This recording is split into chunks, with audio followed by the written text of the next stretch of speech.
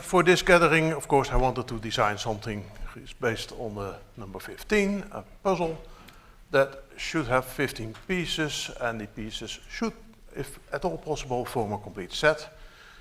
And it should be affordable at 200 copies, later 180. And it should be somewhat interesting as a puzzle. So I used the shape enumerator again, which I used also for my Gathering for Garters 13 puzzle.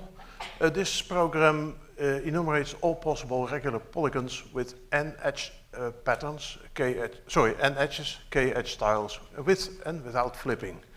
Now, if you flip, you have to specify what the translation is from one edge style to another. So this would be translation. Edge 0 becomes a 0, edge 1 becomes a 2, and edge 2 becomes a 1 if you flip them. So the search operation I did tests all polygons from 2 to 8 sides with up to 7 edge shapes with and without flipping, and you get a big table if you summarize the results. And of course we're looking for the number 15. It appears there. This is a puzzle with 2 edges. There's a deformed polygon and 5 edge shapes. And this is the other one, and this requires flipping. The previous one can be flipped, but the flipping operation is the identity transform. So let's go to the next step. You have to tell what you can do to make edges match one another. This is the most obvious one. Straight edge matches a straight one, and out followed by in matches an in followed by out, and reverse. So this would be the edge styles 0, 1, and 2. And the other matching approach would be a color scheme, where you have a marker in the center, in the beginning or the end of the edge. So let's go to the 2 edges, 5 edge shapes. And we use the identity transform, so flipping a piece doesn't make any difference. And my program gives you these numbers. And you have to figure out a shape that matches that. And that could be something like this. The 0 would be a straight line, the 1 would be one with 2 bulges, etc. And these are all the 15 combinations.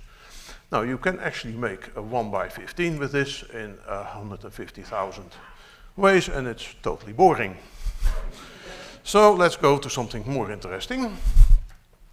This uses translation 0 to 0, and 1 to 2, and 2 to 1.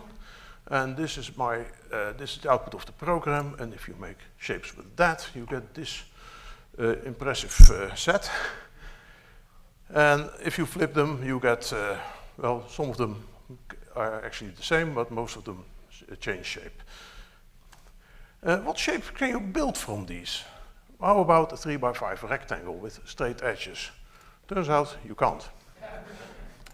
Well, maybe a 4 by 4 minus 1 with straight edges? You can't. Any planar shape with straight edges?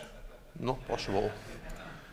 Some non-straight edges, but in a mirror symmetric arrangement, so the one bulge is mirrored into another one. Still not possible. What is the problem? Well, it took me a day or two to figure that one out. There is actually a parity problem, and any planar symmetrical polysquare shape must have an even number of straight edges along the outline, because those lines are mirrored onto one another or onto itself, but then there are 2 that are mirrored onto themselves. Now, each internal seam where 2 straight edges meet consumes 2 straight edges from the whole set. But these 15 pieces have 21 straight edges. That's a major problem. So this puzzle was a bit of a failure initially. Of course, can we go to something non-planar? Turns out we can. A cylinder like that. 5 straight edges along the bottom and 5 same shapes along the top in a rotational symmetrical arrangement. And this has 50,000 solutions. That's good. And you can also make the 3 by 5 cylinder, and that has 10 times more solutions. But then you need to make a physical implementation, and that needs some kind of flexing material to make that cylinder, or a pentagonal cross-section like in the drawing in the previous slide. But those straight edges of one of the pieces don't mate very well. So it's really how do you keep things together problem.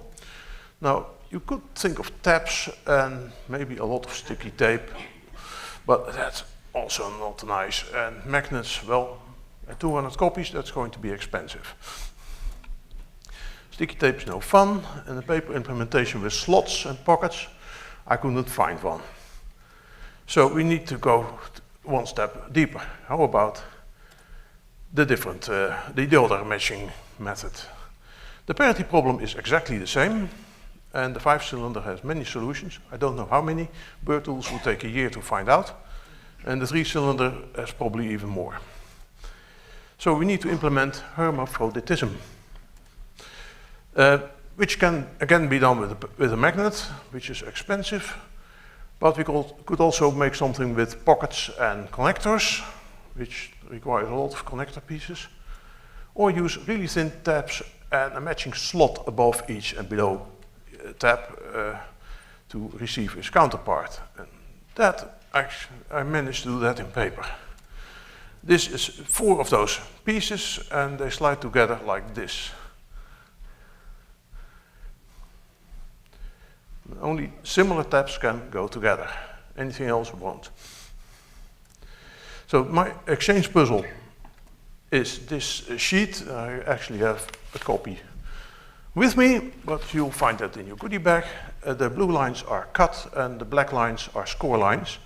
So you have to punch them out of the sheet and then fold them, and you get this set. Again, I have a sample, and this is unrotated, and if you put it together, you could make this in thousands of ways. Thank you.